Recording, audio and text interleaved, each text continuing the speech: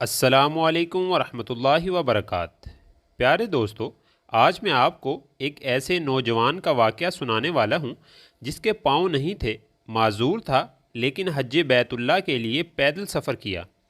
تمام دوستوں سے گزارش ہے کہ نیک دعاؤں میں شامل ہونے کے لیے اپنا نام کمنٹ میں لازمی لکھ دیں۔ ایک نوجوان کا واقعہ کتابوں میں لکھا ہے کہ مالک بن دینار رحمہ اللہ فرماتے ہیں کہ گرمیوں کا موسم تھا اور اتنی گرمی تھی کہ پرندے بھی درختوں کے سائے میں چھپ کر بیٹھ گئے تھے اور ہو کا عالم طاری تھا۔ سورج آگ برسا رہا تھا، باہر کوئی ذی روح نظر نہیں آ رہا تھا۔ اتنے میں مجھے کسی ضروری کام کی وجہ سے باہر نکلنا پڑ گیا۔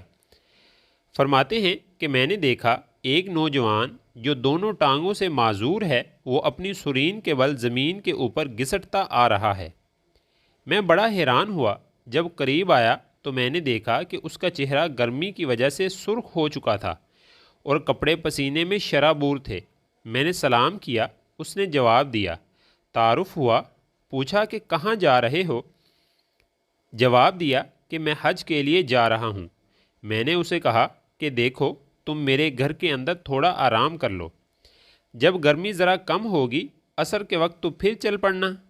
تو وہ کہنے لگا، مالک بن دینار، آپ تو پاؤں کے بل چلتے ہیں، سفر جلدی طے ہوتا ہے، میں سرین کے بل گھسٹ گھسٹ کر چل رہا ہوں، مجھے وقت زیادہ لگتا ہے۔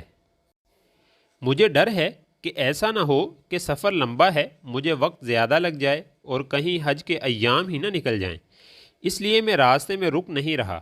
میں نے کہا، اے اللہ کے بندے، تم رک جاؤ، ہم سواری کا بندوبست کر دیتے ہیں، تم بجائے پیدل جانے کے سواری پر سوار ہو کر چلے جاؤ۔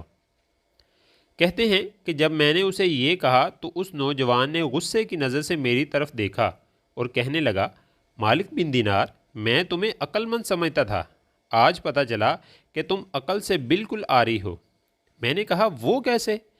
عرض کیا کہ تم بتاؤ، اگر کسی غلام نے اپنے مالک کا جرم کیا ہو، نافرمانی کی ہو، اور پھر وہ سوچے کہ میں اپنے مالک کو منانے کے لیے جاؤں، اب مجھے بتاؤ کہ اس غلام کو سوار ہو کے جانا اچھا لگتا ہے یا پیدل؟ اپنے مالک کی خدمت میں تو عاجزی کے ساتھ پیش ہونا اچھا لگتا ہے۔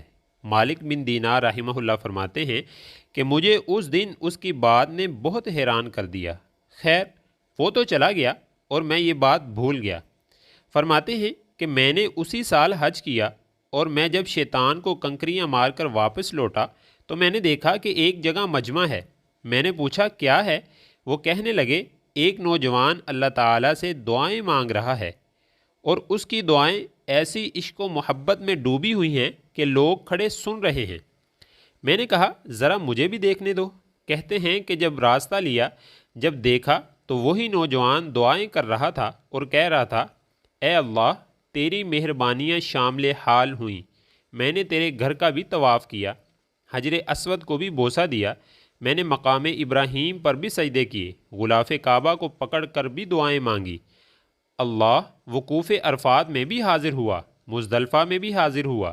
اے میرے مالک، میں نے شیطان کو کنکریاں مار کر اپنی دشمنی اور نفرت کا اظہار کر دیا۔ اے اللہ، اب قربانی کا وقت آ گیا ہے، یہ ارد گرد سب ذی استعداد لوگ کھڑے ہیں، یہ جائیں گے اور جانوروں کو قربان کریں گے، اور مالک تو جانتا ہے کہ میرے پاس تو احرام کے کپڑوں کے سوا کچھ نہیں۔ اے اللہ، آج میں اپنی جان آپ کے نام پر قربان کرنا چاہتا ہوں، میرے مالک، میری اس قربانی کو قبول فرما لیجئے۔ کہتے ہیں کہ مجمع کے سامنے اس نے یہ بات کہی، کلمہ پڑھا اور اس کی روح پرواز کر گئی۔ اللہ کے چاہنے والے ایسے بھی گزرے ہیں، اللہ کی محبت میں جان دینے والے اور اللہ کے نام پر جان دینے والے۔ اللہ اکبر۔ اللہ تعالیٰ نے کیسے ایک معذور نوجوان کے دل میں اپنی محبت ڈالی، سبحان اللہ۔ ہم بھی اللہ تعالیٰ سے دعا کرتے ہیں کہ اللہ تعالیٰ ہم سب کو اسی سال حج بیت اللہ نصیب فرمائے، آمین۔ جو لوگ اسی سال حج بیت اللہ جانا چاہتے ہیں، کمنٹ میں آمین لازمی لکھیں۔ جزاکم اللہ خیراً۔